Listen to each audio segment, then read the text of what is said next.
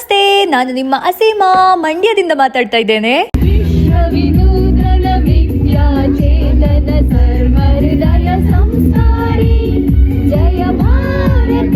ನಿಮಗೆಲ್ಲರಿಗೂ 80ನೇ ಸ್ವಾತಂತ್ರ್ಯೋತ್ಸವದ ಹಾರ್ದಿಕ ಶುಭಾಶಯಗಳು. ಇವತ್ತು ನಂಗೆ ನಮಸ್ತೆ, ನಾನು ನಿಮ್ಮ ಅಸೀಮಾ ಮಂಡ್ಯದಿಂದ ಮಾತಾಡ್ತಾ ಇದ್ದೇನೆ ಅಂತ ಹೇಳೋ ಒಂದು ಭಾಗ್ಯ ಸಿಕ್ಕಿತು. ತುಂಬಾ ಖುಷಿ ಆಗ್ತಾ ಉಂಟು, ತುಂಬಾ ಖುಷಿ ಆಗ್ತಾ ಉಂಟು. ಸ್ವಾತಂತ್ರ್ಯೋತ್ಸವ ಅಂತ ಹೇಳಿದ್ರೆ ನಮಗೆ ಸ್ವಾತಂತ್ರ್ಯ ಸಿಕ್ಕ ದಿನ, ಆದರೆ ನಾವದನ್ನು ಸ್ವಾತಂತ್ರ್ಯ ದೊರಕಿಸಿಕೊಟ್ಟವರನ್ನು ನೆನಪಿಸಿಕೊಳ್ಬೇಕಾದಂಥ ದಿನ. ನಾವು ನಮ್ಮ ದೇಶವನ್ನು ತುಂಬಾ ಒಳ್ಳೆಯ ರೀತಿಯಲ್ಲಿ ಪ್ರೀತಿಸೋಣ. ನಮ್ಮ ದೇಶಭಕ್ತಿಯನ್ನು ಕಸವನ್ನು ಹೊರಗೆ ಹಾಕದೆ ಡಸ್ಟ್ಬಿನ್ ಒಳಗೆ ಹಾಕುದ್ರಲ್ಲಿ ದೇಶ ಪ್ರೇಮ ತೋರಿಸುವ. ಅದಲ್ಲದೆ ಸಾರ್ವಜನಿಕವಾದ ಸ್ಥಳಗಳಲ್ಲಿ ಕಸ ಹಾಕದಿರುವುದಿರ್ಬೋದು, ಅಥವಾ ಏನೊಂದು ನಮ್ಮ ದೇಶಕ್ಕೆ ಒಬ್ಬರು ನಾಯಕರು ಅಂತಿದ್ದವರು ಏನೆಲ್ಲ ವ್ಯವಸ್ಥೆಯನ್ನು ಕೊಡ್ತಾರೆ ಅದನ್ನು ಉತ್ತಮ ರೀತಿಯಲ್ಲಿ ಉಪಯೋಗಿಸಿಕೊಂಡು ಅದನ್ನು ಸದ್ಬಳಕೆ ಮಾಡ್ತಾ ನಮ್ಮ ದೇಶ ಪ್ರೇಮ ತೋರಿಸೋಣ. ಮಹಿಳೆಯರೇ ಇರಲಿ ಪುರುಷರೇ ಇರಲಿ ಎಲ್ಲರನ್ನು ಗೌರವಿಸೋಣ, ಮಕ್ಕಳು ಪ್ರಾಣಿ ಎಲ್ಲರನ್ನು ಗೌರವಿಸೋಣ.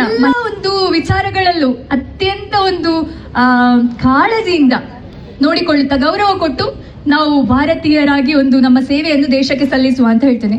ಹಾಗೆ ಯಾರೇ ಇರಲಿ, ನಿಮ್ಮದೇ ಸೋಷಿಯಲ್ ಮೀಡಿಯಾಗಳೇ ಇರಲಿ, ಏನೇ ಇರಲಿ, ಸದ್ಬಳಕೆಯನ್ನು ನಾವು ಸಂಪೂರ್ಣವಾಗಿ ಮಾಡುವ. ಜನರಿಗೆ ದೇಶ ಪ್ರೀತಿ ಬರಬೇಕು. ಒಂದು ಪ್ರೀತಿ ಇಟ್ಟು ನನ್ನನ್ನು ಇಲ್ಲಿ ಕರೆದು ಇಷ್ಟು ದೊಡ್ಡ ಮಟ್ಟದಲ್ಲಿ ನನಗೆ ಸ್ವಾತಂತ್ರ್ಯೋತ್ಸವ ಆಚರಣೆಗೆ ಬರುವುದು ಅಷ್ಟೇ ಬಂದದ್ದು. ನಾನು ಭಾಷಣ ಮಾಡ್ಲಿಕ್ಕೆ ಉಂಟು ಎಂತ ಐಡಿಯಾವೇ ಇರಲಿಲ್ಲ. ತುಂಬಾ ಖುಷಿ ಆಯ್ತು, ತುಂಬಾ ಧನ್ಯವಾದ ಹೇಳ್ತಾ. ಹಾಗೆ ಇದನ್ನು ಹೇಳ್ಬೇಕು, ನಂಗೆ ಎಷ್ಟು ಖುಷಿ ಆಯ್ತು ಇವತ್ತಿದು ಇವೆಂಟ್ ಅಂತ ಹೇಳಿದ್ರೆ, ನೀವು ನಂಗೊಂದು ಪ್ರೀತಿಯಿಂದ ಈ ಧ್ವಜ ಕೊಟ್ರಲ್ಲ, ಇದನ್ನು ನಾನು ಚೈನಾಕ್ಕೂ ತಗೊಂಡು ಹೋಗ್ತೇನೆ. ನಾನು ಹೋಗುವಾಗ ನನ್ನ ಒಟ್ಟಿಗೆ ತಗೊಂಡು ಹೋಗ್ತೇನೆ. ಇದು ತುಂಬಾ ನಂಗೆ ಎಲ್ಲ ಇಲ್ಲಿಯ ಸ್ವಚ್ಛತೆ ಇರ್ಬೋದು, ಅಥವಾ ಈ ಇವೆಂಟ್ ಮಾಡಿದ ರೀತಿ ಇರ್ಬೋದು, ಬಹಳ ಖುಷಿ ಆಯ್ತು, ಭಾರಿ ಖುಷಿ ಆಯ್ತು. ಇದನ್ನು ನಾನು ಹೇಳ್ಬೇಕು. ಅಷ್ಟು ಅಚ್ಚುಕಟ್ಟಾಗಿ ಒಂದು ಧ್ವಜಗಳೇ ಎಲ್ಲ ಕಡೆ, ಇದು ನೋಡುವಾಗ ಎಂತ ಖುಷಿ ಆಗ್ತದೆ ಗೊತ್ತುಂಟಾ, ಒಂದು ಮಾತೇ ಇಲ್ಲ ನಂಗೆ ಹೇಳಲಿಕ್ಕೆ.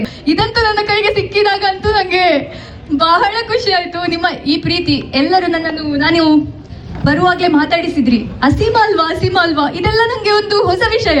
ಚೈನಾದಲ್ಲಿ ನಾನು 4 ಗೋಡೆ ಮಧ್ಯೆ ಒಬ್ಬಳೆ ನಾನೇ ಇರುವುದಷ್ಟೇ. ನಂಗೆ ಅಸೀಮಾ ಅಂತ ಜನ ಹೀಗೆ ಪರಿಚಯ ಮಾಡ್ಬೋದು ಅಂತ ಹೇಳುವಷ್ಟು ನಾನು ಒಂದು ಪ್ರೀತಿ ಗಳಿಸಿಕೊಂಡಿದ್ದೇನೆ ಅಂತ ಇನ್ನೂ ಸಹ ನಂಗೆ ಅಭ್ಯಾಸ ಆಗ್ಬೇಕಷ್ಟೇ. ಅದು ಸಹ ಒಂದು ತುಂಬಾ ರೋಮಾಂಚನವಾಯ್ತು ನಂಗೆ ಅದೆಲ್ಲ ನೋಡಿ. ಇದೆಲ್ಲಕ್ಕೆ ನಾನು ತುಂಬಾ ಕೃತಜ್ಞಳು. ಇಷ್ಟು ಹೇಳ್ತಾ ನನ್ನ ಭಾಷಣ ಮುಗಿಸ್ತೇನೆ. ಇಲ್ಲಿಗೆ ಭಾಷಣ ಅಲ್ಲ, ವ್ಲಾಗರ್ ಮಾತನ್ನು ಮುಗಿಸ್ತೇನೆ.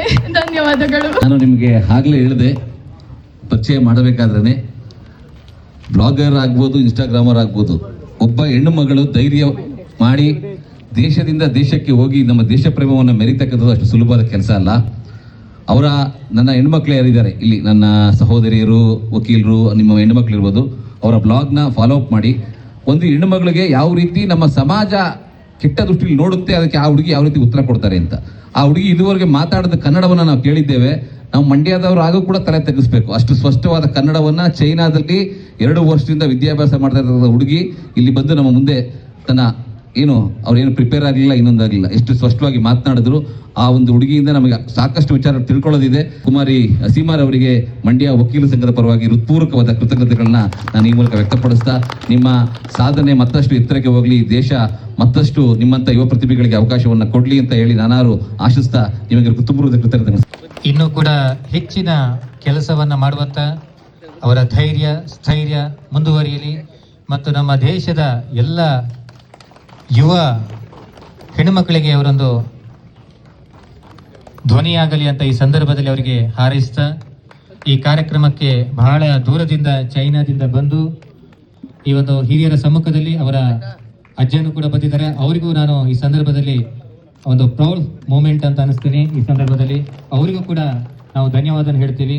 ಒಳ್ಳೆಯ ಸಂಸ್ಕಾರ ಯಾವ ಕಡೆಗೆ ಮನುಷ್ಯನನ್ನ ಕರೆದುಕೊಂಡು ಹೋಗುತ್ತದೆ ಅನ್ನೋದಕ್ಕೆ ಇದು ಎಲ್ಲವೂ ಕೂಡ ಇವತ್ತು ನಮಗೆ ಕಣ್ಣೆದುರಲ್ಲಿ ಸ್ವಾತಂತ್ರ್ಯೋತ್ಸವ ಇವತ್ತು ನಡೀತಾ ಇದೆ ಮಂಡ್ಯ ನಮ್ಮ ವಕೀಲರ ಸಂಘ ಮತ್ತು ಜಿಲ್ಲಾ ನ್ಯಾಯಾಲಯದಲ್ಲಿ.